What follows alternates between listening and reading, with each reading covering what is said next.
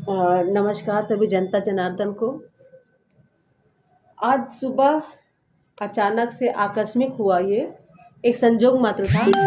मैं वाराणसी से हूँ, लेकिन मैं गंगा जी या बाबा विश्वनाथ या बाबा काल भैरव, मार्कंडेय महादेव किसी भी तीर्थ स्थल पे नहीं गई थी। तो एक पंडित जी हमारे यहाँ सामने आए। बनारस में ये आम बात है। तो उन्होंने जो चंदन वाला सामग्री लिया हुआ था, एक पोटली पीतल के बर्तन में,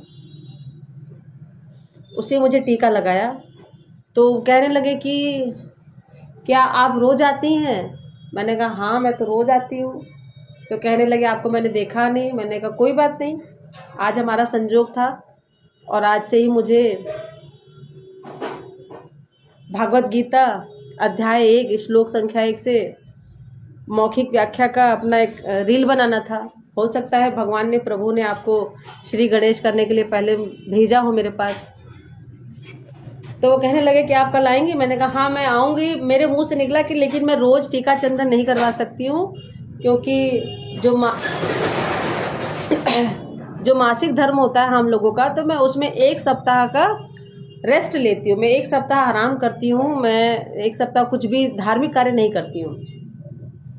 तो पंडित जी कह रहे क्या बोल रही हैं? मैंने डायरेक्ट बोला, ये जो आपका शरीर है, जिस शरीर में आप हैं, ये माता के गर्भ से ही निकला है और ये माता का ही रक्त है आपके शरीर में जो दौड़ रहा है। हाँ वो तो है, आप इतना बोल रही हैं ऐसे वैसे। वो चले गए। तो जब भी मुझे मासिक धर्म होता है, मैं 1 सप्ताह धार्मिक कार्यों से दूर हो जाती हूँ। तो मैं गीता पाठ भी नहीं कर पाऊंगी, टीका चंदन भी नहीं कर पाऊंगी, नॉर्मल नहाना कपड़े धोना। महीना तो 3 दिन ही होता है, लेकिन मैं 8 दिन, मेरी मम्मी ने मुझे बोला कि 8 दिन आराम करो, रेस्ट करो। मैं 8 दिन हर महीने रेस्ट करती हूँ, हर एक काम से। वैसे ही मैं कौन सा बड़ा काम कर रही हूँ, जब राजनीति कर रही हूँ इसका मतलब मैं फ्री हूँ। आते हैं विवाह पर।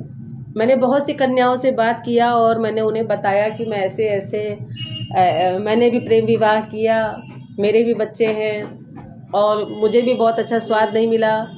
लड़ाई झगड़ा मारपीट, पति का अलग ही रूप बदल जाना, ससुराल का अलग स्वाद, ताने, ये सब। तो लड़कियां बोल रही हाँ हमें पता है, हम विवाह नहीं करेंगे। इतनी अच्छी अच्छी लड़कियां मुझे मिली, इतनी अच्छी अच्छी लड़कियां मुझे मिली आते जाते समय।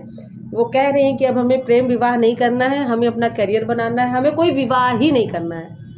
और मुझे लगता है जब लड़कों का अपनी कमाई से कोई घर होता ही नहीं है, वो अपने माँ बाप के घर में ले जाते हैं, तो वो कैसा घर? आप अपने माँ बाप के घर में ले जाएंगे, आपकी सेवा, आपके माँ बाप की सेवा पत्नी नहीं वो नौकरानी हो जाती है ना।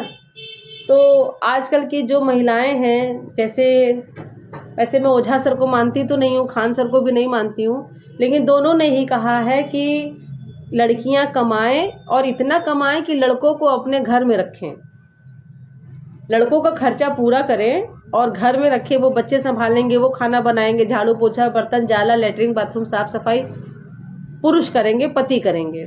तो मैं इस बात से सहमत हूँ और मैं ऐसे ही प्रधानमंत्री बनूंगी कि हर बेटी को सुरक्षा मिले, हर बेटी को अवसर मिले।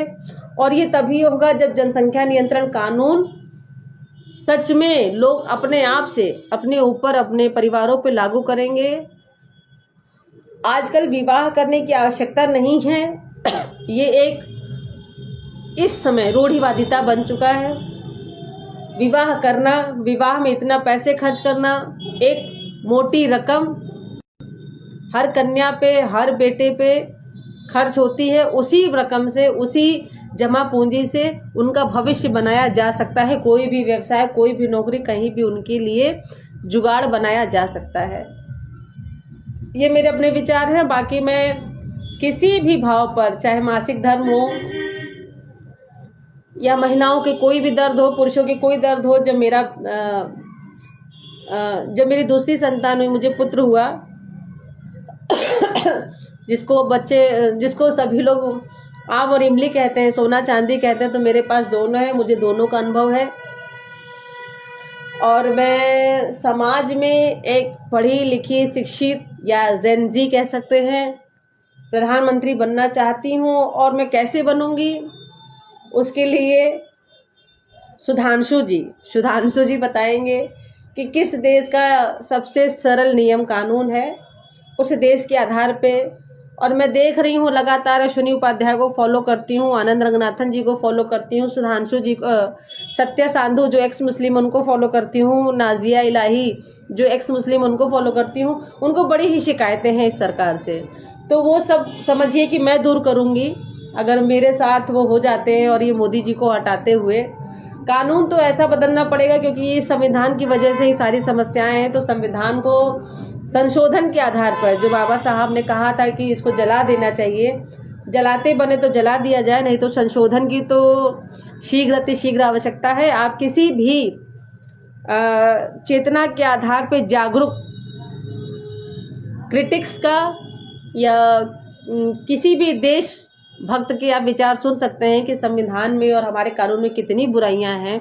उसको दूर करने के लिए नितांत आवश्यक है कि सब कुछ एकदम काया पलट हो जाए, और उस काया पलट को स्वीकार करना सबके बस की बात नहीं है, जो कि मैंने स्वीकार कर लिया है।